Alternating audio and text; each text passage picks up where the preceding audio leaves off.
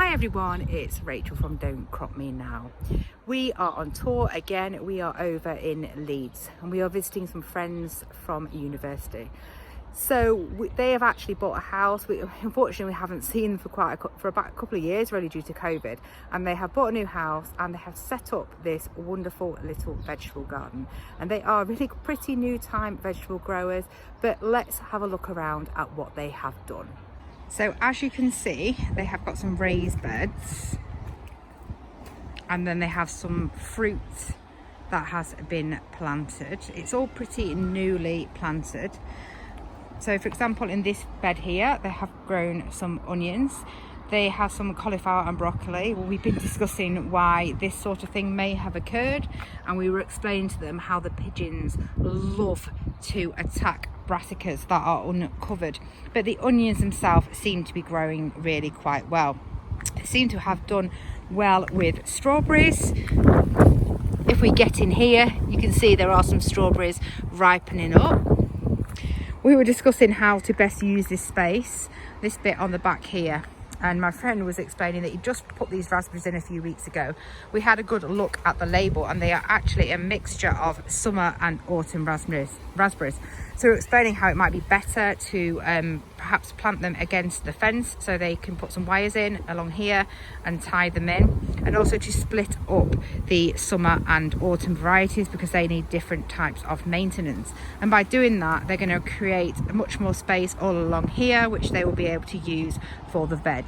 So this does get sun for at least a good half of the day, so it should be fine for most types of crops. They've actually done really well on these potatoes. This is what has been in the longest here, and they were asking me whether they're ready, and they're apparently an early variety, but they didn't know which one. So we had a quick look, and quite easily we have found potatoes in here.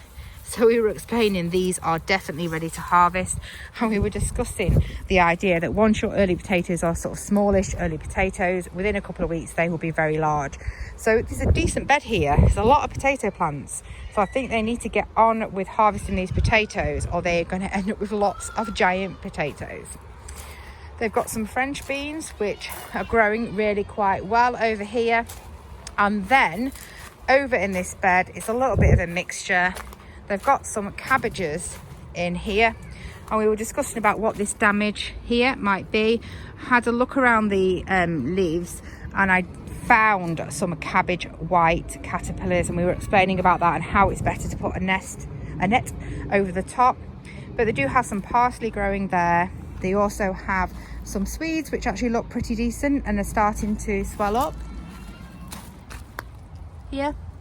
And this one apparently is a butternut squash. We had a good conversation about looking out for when the plant is producing both male and female flowers, and that's when they will set the fruit.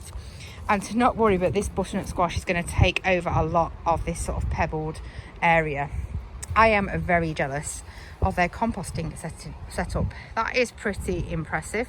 So I do think they are going to grow some decent be able to produce some decent compost on here with that 3-bay setup. And we've got some nice little apple trees that have been put in on this corner. Again, this is another area which they may be able to use to grow around, and we had a big discussion on that.